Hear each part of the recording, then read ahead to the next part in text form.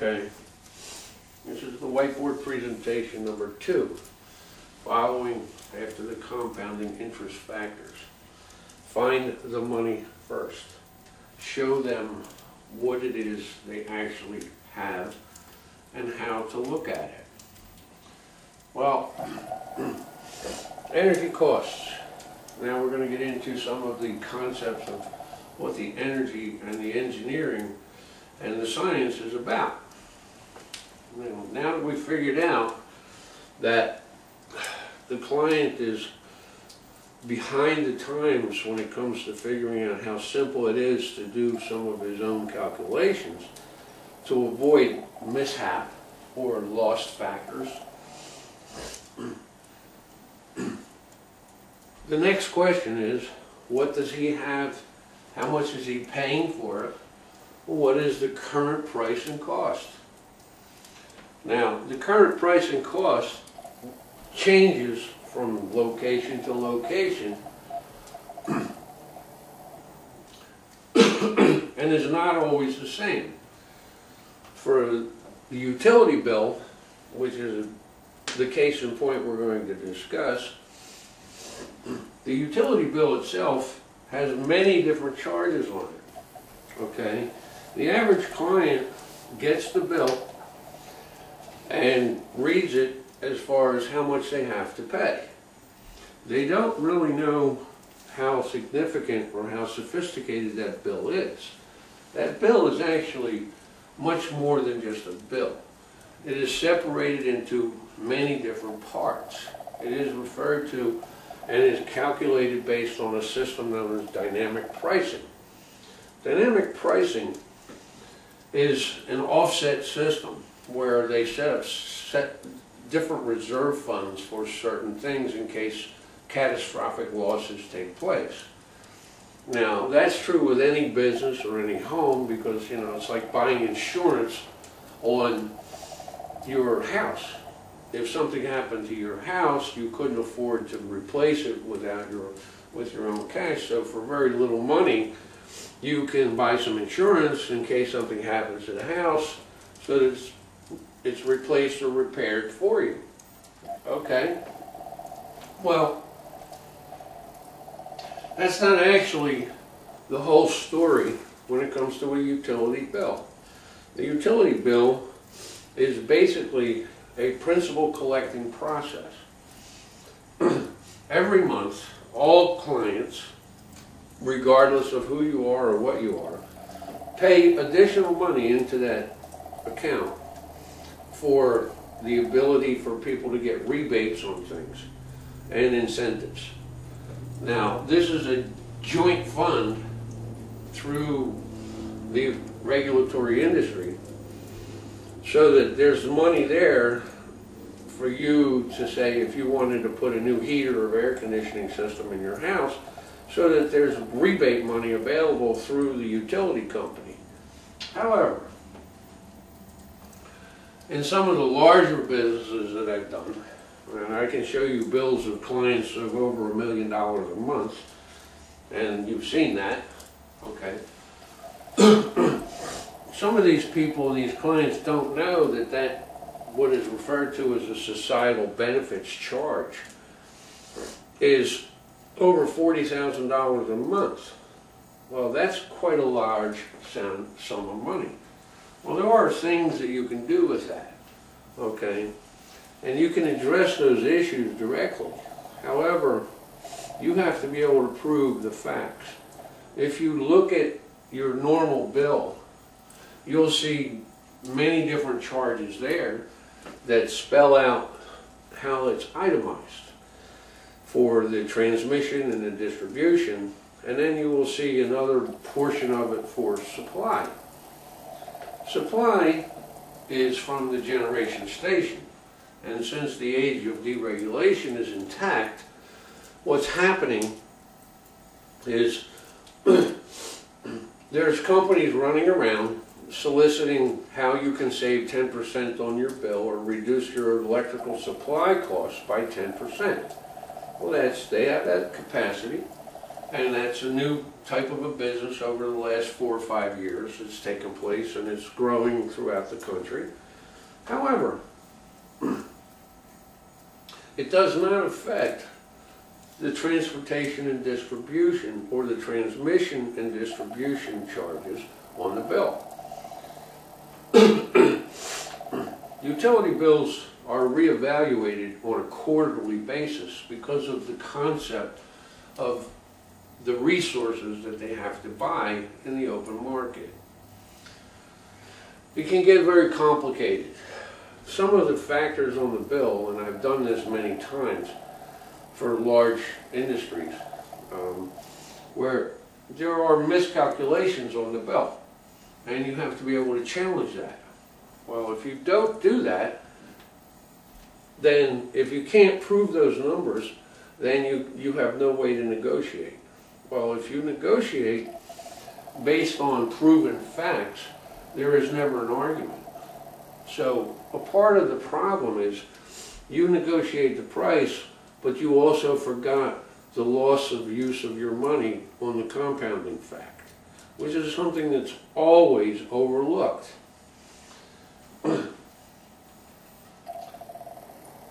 A normal average person, and again I will use the same scenario with the $28 an hour electrician that I showed you on the previous tape.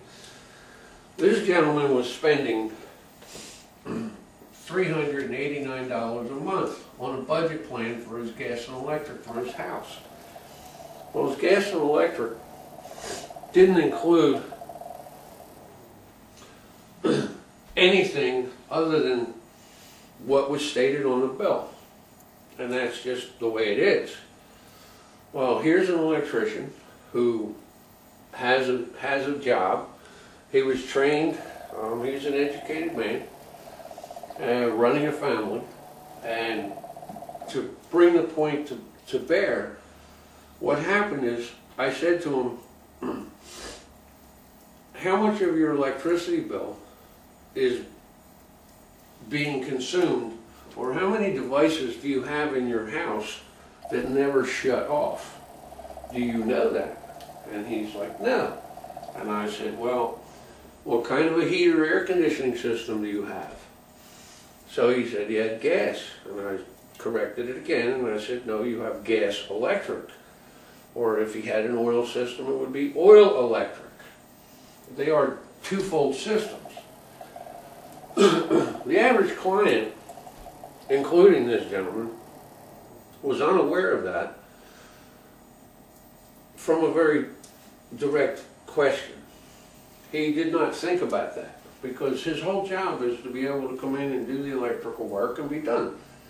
When he does that, just like other people who work in the electrical industry or in the engineering industry, once you accomplish the completion of a job, like if you build the house and you put in the system, once you've finished, okay, you get paid once. You don't get paid more than once.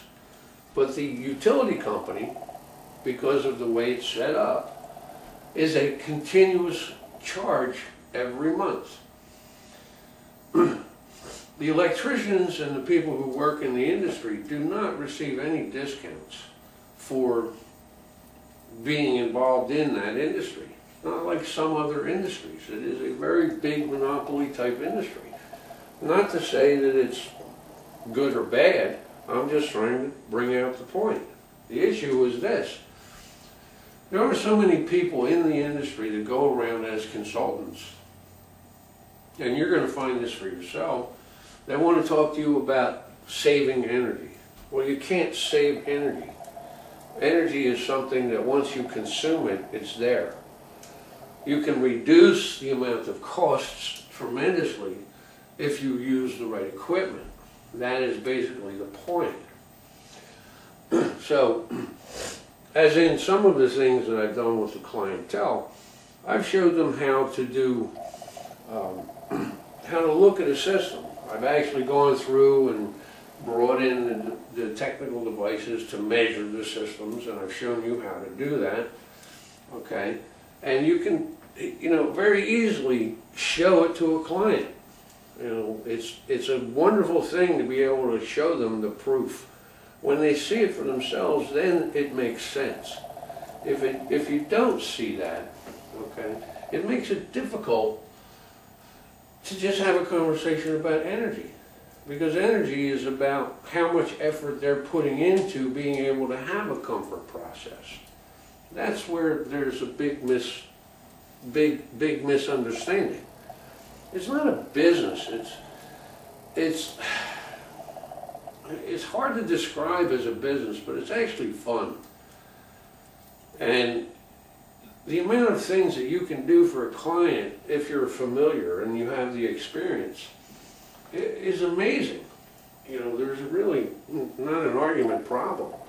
However, if you do things like we've done, and I personally I've refitted over 20 houses just to be able to prove the numbers for myself so that I could test out new equipment and so on and so forth in different scenarios and different climates, because electricity, like everything else, is temperature controlled.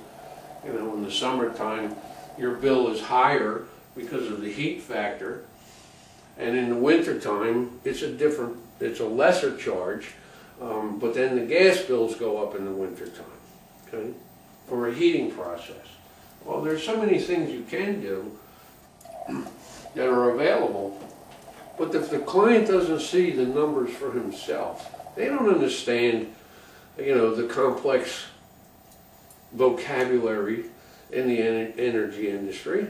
That's something that they're avoiding, because when you talk about things from an engineering point of view or from a scientific point of view, you're going to lose their attention. You have to physically put a meter on there and show them what that is. Instead of making up things, show them in the book, in the engineering book, or in the formula book, what this actually means. When you relate it to dollars and cents, it gets through. If you do not, then everything you're doing is a waste of time, because your client doesn't really care to hear that. They're not interested in that.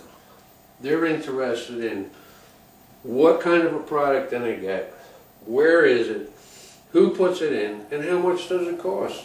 And that's all they want to know. It's that simple. You never ever discuss the complexities of a technical issue with a client unless they're of that genre and they have that kind of a background where they ask those questions and you answer them accordingly.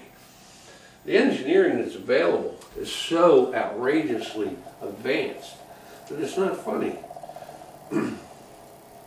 For instance, I have put some of my equipment involved, and I've shown them how to multiply power. Recently we just developed a system that would take a small amount of electrical system, a small amount of electrical problem or power, and converted it into a larger amount of electrical power using a mechanical device that would accelerate or multiply the power. Once we did that, okay, and we showed that, the amount of interest that was given for that product was amazing. Okay, now it's still in its development stage. However, the interest of communication and the people that found out about it barraged me with so much information and so much interest that it was shocking for me to see that.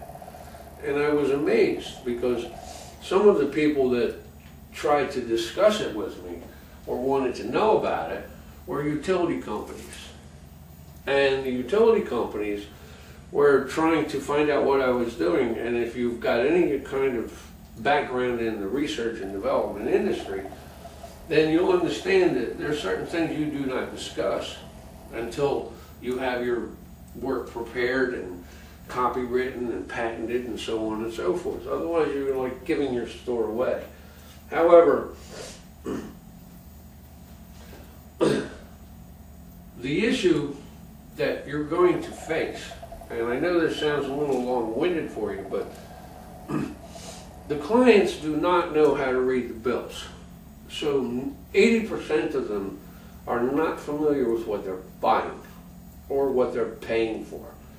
So when you talk about price and cost, the price is what they're paying, but the cost is how much effort are they putting into it. So when you sit down to do a return on investment for a client, you have to show both of those ends, because you have to shoot at being able to show the physical model and the financial model. If the financial model does not comply with their industry, or show them how their capital expenditure, or how it can be affected, so that it makes it easy for their CFO or their accountant to comprehend it, then you're barking up the wrong tree. So the issue is, you have to be direct. You have to show proven methods. You have to show cause and effect. If you do not, then you're just wasting your time. This issue with this gentleman with $389, how this came to be, as I did the calculation for him, and I showed him again a simple projection at 5%. And I did this for him times 12 months of the year, and it came up to $4,688 a year. And I said to him, how long does it take you to make that money? And what did you have to do to go through to get that money? How much effort? That's what energy is really about. It's how much did you put in to get something out of it.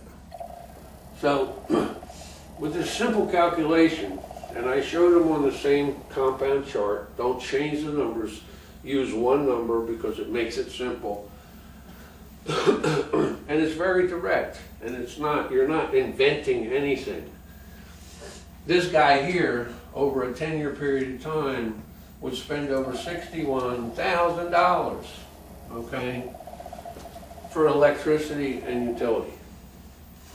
That gives him a better idea of what it is he's looking at.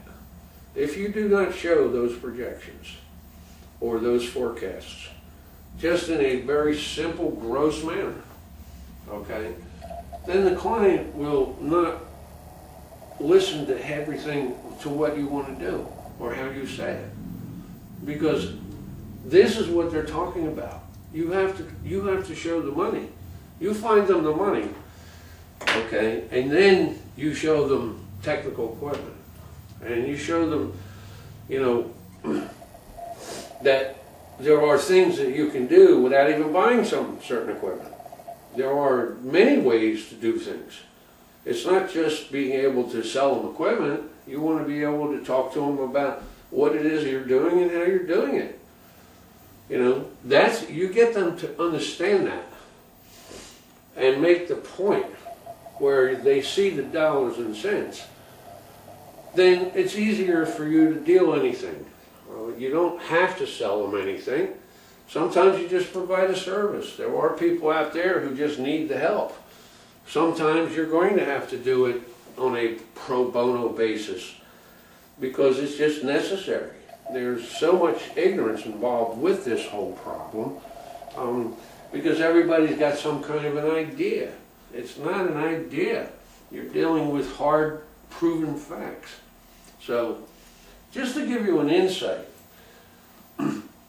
once I showed this gentleman this particular simple problem, this is what he used, and he got the point, and he said, well, I'm going to go through all my stuff. Him and his wife went through it all, just like I said. He started looking for ways he could do things much better. So not only did I bring this to his attention about the energy prices and his job process, I also helped him understand that there was a lot there that he wasn't paying attention to because he got trapped into the focus of everyday life. And that's not something that's hard to get you out of or to deal with. So, the end of this particular video. Thank you very much.